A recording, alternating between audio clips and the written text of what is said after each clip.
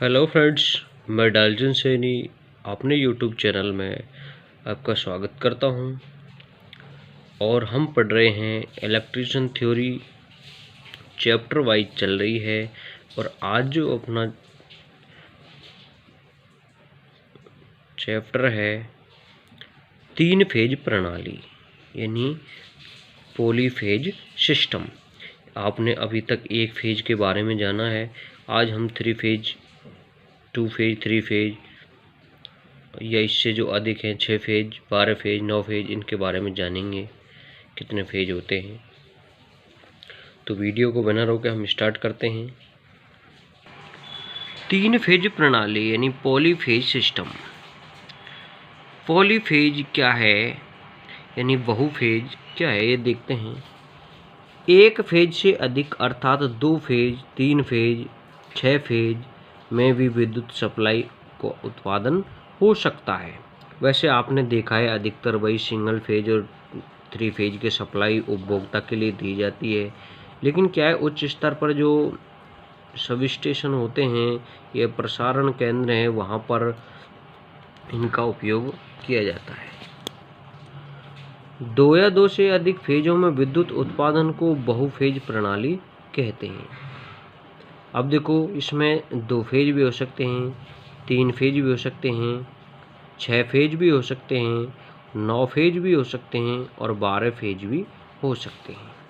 लेकिन हमारे लिए इम्पोर्टेंट सिंगल फेज और 3 फेज है, क्योंकि अपने जो उपकरण है वो सिंगल फेज और 3 फेज के ही बनाए जाते हैं। इसलिए उपभोक्ता के लिए सिंगल फेज और 3 फेज सप्लाई ही प्रदान की जाती है। अब देखते हैं प्रत्यावर्ती धारा के उत्पादन की जो प्रणालियां हैं। जैसे किसी मशीन के आर्मेचर में एक कुंडलन है तो मशीन एकल कला है, 2 कुंडलन है तो द्विकला, 3 कुंडलन है तो त्रिकला मशीन है। वैसे आप जानते हैं अधिकतर भाई कोई भी अपनी जो मोटर होती हैं, मशीन होती हैं, उनमें 2 कुंडलन होती हैं, ठीक है, क्योंकि एक कुंडलन पर सेल्फ स्टार्ट मोटर नहीं हो सकती हैं। एक कला या 2 कला मशीनों के आर्मेचर में कुंडलनों के बीच विस्थापन कोण 90 डिग्री का होता है। एक कला या 2 कला मशीनों के आर्मेचर में कुंडलनों के बीच विस्थापन कोण 90 डिग्री का होता है। 3 कला मशीनों में 120 डिग्री का होता है। 6 कला मशीनों में विस्थापन कोण 60 डिग्री का होता है।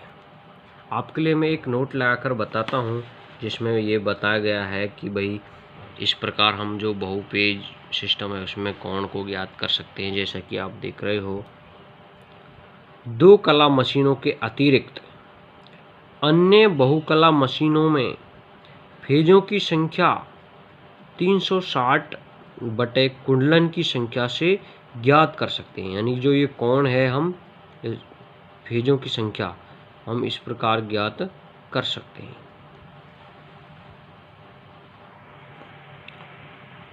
आगे देखते हैं 2 फेज प्रणाली।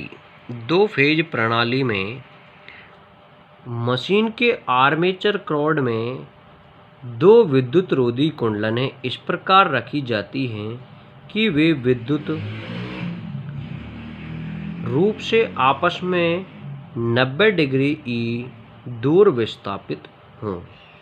कुंडली के सिरे स्लिप रिंग पर लाकर जोड़ दिए जाते हैं।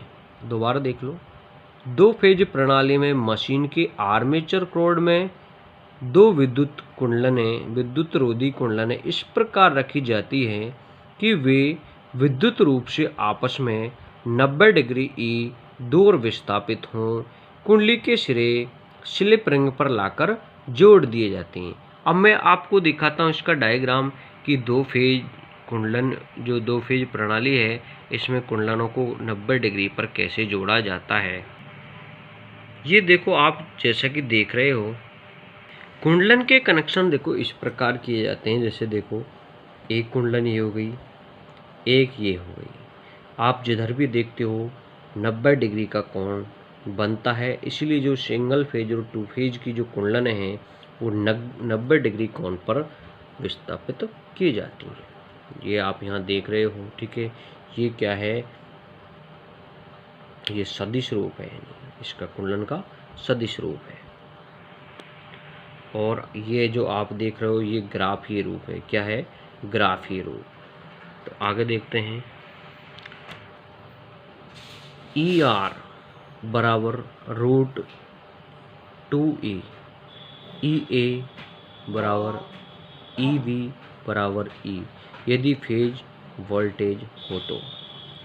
ई आर ज्ञात करने के लिए हम root E A square plus E B square के द्वारा हम ज्ञात कर सकते हैं। ई आर बराबर रूट 2E बराबर लाइन वोल्टेज होता है। आपके लिए कुछ नोट्स में मैं आपको बताता हूँ इम्पोर्टेंट्स। जैसे देखो, बहुफेज प्रणाली में प्रत्येक फेज की वोल्टता तथा आवृत्ति समान होती है, जबकि इनमें एक निश्चित कालांतर होता है। यदि केवल एक फेज तथा न्यूट्रल संयोजित होता है तो यह प्रणाली एक कला प्रणाली कहलाती है। यदि केवल एक फेज तथा न्यूट्रल संयोजित होता है तो यह प्रणाली एक कला प्रणाली कहलाती है। यदि तीन फेज तथा एक न्यूट्रल संयोजित हो तो यह प्रणाली तीन कला प्रणाली कहलाती है। जैसा कि आप जानते हो भाई, तीन लाइन के तार हैं और एक न्यूट्रल का है। तीन में से एक फेज ले लें और एक न्यूट्रल ले लें तो वो सिंगल फेज प्रणाली कहलाती है। अगर हम तीनों फेज लेते हैं और न्यूट्रल लेते हैं साथ में तो तीन कला प्रणाली कहलाती है। अधिकतर मशीनें दो फेज तथा तीन फेज की बनाई जाती हैं, इसलिए उपभोक्ता को एक फेज या तीन फेज सप्लाई प्रदान की जाती है। और हम सब देखते हैं कि हमें या तो सिंगल फेज या थ्री फेज सप्लाई ही मिलती है। तीन फेज प्रणाली। तीन फेज प्रणाली में तीन कुंडलन एक आर्मेचर कोर में कुंडलित की जाती हैं। तीनों कुंडलन के शुरू के सिरे आर्मेचर शाफ्ट पर लगे तीन स्लिप रिंग से जोड़े जाते हैं। शेष तीन अंतिम सिरे एक साथ जोड़ दिए जाते हैं। जैसा कि आप यहाँ देख रहे हो, जो तीन फेज सिस्टम होता है उसमें जो विद्युत डिग्री कोण होता है 120 डिग्री का होता है। थ्री फेज सिस्टम में विद्युत डिग्री ज्ञात करने के लिए 2 पाई इंटू पी बटे 2 से हम ज्ञात करते हैं। यहाँ पर पाई का मान 180 डिग्री है, पी का मान 2 है तो 2 का 2 रखा है। पाई का मान 180 है, 2 पी का मान कितना है 2 बटे 2, 2 से 2 कट गया, 180 गुना 2 करते हैं तो 360 डिग्री आ जाता है। आगे देखते हैं फेज अनुक्रम। फेज अनुक्रम क्या है, आपने कई बार मोटरें देखी हैं कि गलत फेज हो जाते हैं तो क्या है उल्टी चलने लग जाती है, ठीक है। तो फेज अनुक्रम सही होना चाहिए तभी हमारी मशीन सीधी चलेंगी। जैसा कि अब चित्र ए के अनुसार मशीन के घूमने की दिशा क्लॉकवाइज है तो सबसे पहले कुंडलन आर में वोल्टता का मान अधिकतम होगा और 120 डिग्री या 2 पाई बटे 3 घूमने के पश्चात कुंडलन वाई तथा 240 या 4 पाई बटे 3 तो घूमने के पश्चात कुंडलन बी में वोल्टता का मान अधिकतम प्राप्त होगा। इसका अर्थ यह हुआ कि फेज अनुक्रम आर वाई वी है। आजकल इसे यू वी डब्ल्यू से भी दर्शाया जाता है। यदि मशीन की दिशा की घूमने की दिशा उल्टी कर दी जाए तो जैसा कि चित्र बी में दिखाया गया है, मैं आपको दिखाता हूँ, ये देखो, ठीक है। तो विभिन्न कुंडलन में वोल्टता के अधिकतम मान का क्रम RYV न होकर RVY या UWV हो जाएगा। यानी कि अगर हम इसकी गति को उल्टा कर देते हैं तो इसके जो फेज अनुक्रम है वो भी उल्टे हो जाएंगे। किसी मशीन के घूमने की दिशा बदली जाए तो फेज अनुक्रम भी बदल जाता है।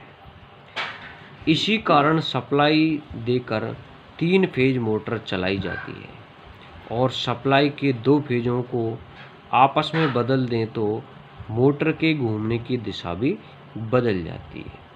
कई बार क्या होता है कि बिजली घर से अपना जो सब स्टेशन होता है वहाँ से फेज बदल दिए जाते हैं तो भी क्या है मशीनें उल्टी चलने लग जाती हैं।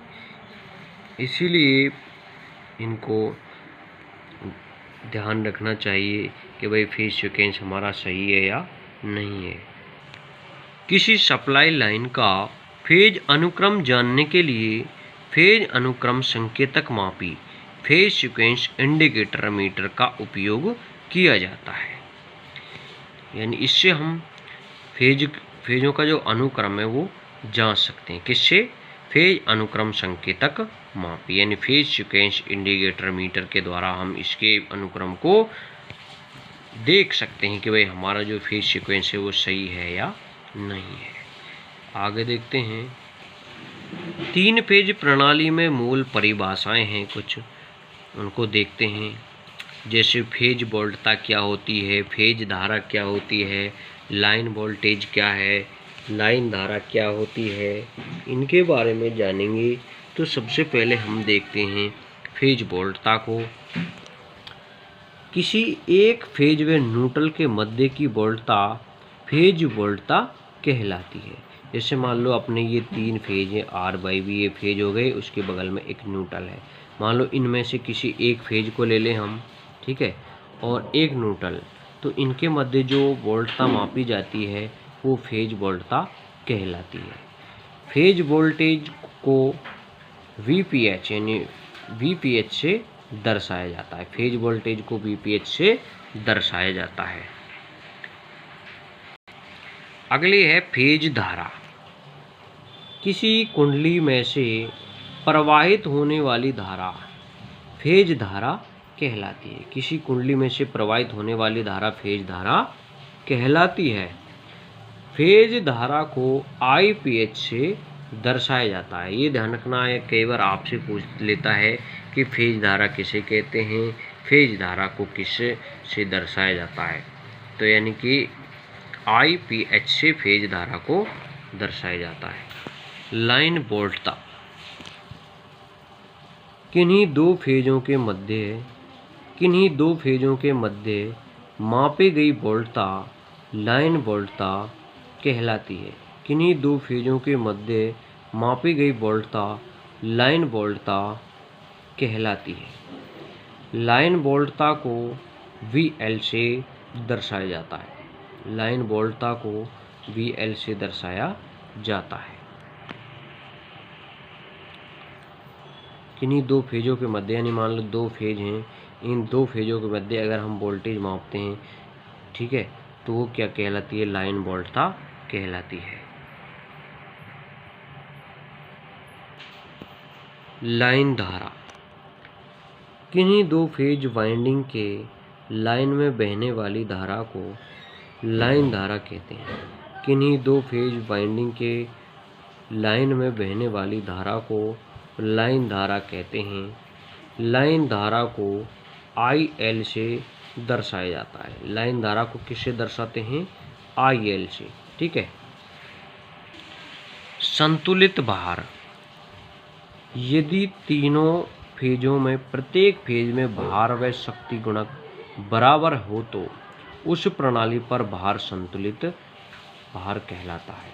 यानी भाई हमारे पास 3 फेज सप्लाई है तो हमें क्या है, तीनों फेजों पर ही भार डालना चाहिए, जिससे क्या है संतुलित भार हो जाए कि भाई किसी पे कोई अधिक लोड नहीं पड़े। इसी को संतुलित भार कहते हैं। असंतुलित भार क्या है? यदि 3 फेज प्रणाली के किसी फीडर में प्रत्येक फेज पर भार व शक्ति गुणक अलग अलग यानी भिन्न भिन्न हो तो वह फीडर असंतुलित कहलाता है। और जब भी असंतुलित भार पड़ता है तो हमारी जो तार हैं वो जल जाती हैं। अधिक लोड यानी मान लो किसी वायर पर अधिक लोड आ जाता है तो वो जल सकता है अधिक धारा बहने के कारण। ठीक है। वास्तविक शक्ति क्या है? भार यदि kW में मापा जाता है तो यह वास्तविक शक्ति भार कहलाता है। भार यदि kW में मापा जाता है तो यह वास्तविक शक्ति भार कहलाता है। 3 फेज प्रणाली में यह kW बराबर √3 VL IL cos थीटा बटे 1000 के बराबर होता है। आभासी शक्ति क्या होती है? देखो, प्रत्यावर्ती 3 फेज प्रणाली में √3 VL IL का मान अगर इनको हम ज्ञात करते हैं तो क्या निकलती है? आभासी शक्ति भार कहलाता है, यानी आभासी शक्ति निकल जाती है। वोल्ट एम्पियर रिएक्टिव यानी VAR, यह प्रत्यावर्ती परिपथ में वास्तविक शक्ति की प्रतिकारक शक्ति होती है जो कि kVA × sin थीटा के बराबर होती है। यानी वोल्ट एम्पियर रिएक्टिव का है kVA × sin थीटा के बराबर होती है। तो ये रही फ्रेंड्स आज की वीडियो को पूरा देखना। अगर आपके कोई क्वेश्चन है तो कमेंट कर देना, और अगर आपको वीडियो अच्छी लगी है तो प्लीज़ वीडियो को लाइक कर देना और चैनल को सब्सक्राइब कर देना और अपने सारे फ्रेंड्स को शेयर कर देना। अगर आप पहली बार आए हैं तो थोड़ा कष्ट कर लेना और चैनल को सब्सक्राइब कर देना और ऑल नोटिफिकेशन पर ओके कर देना। Okay friends.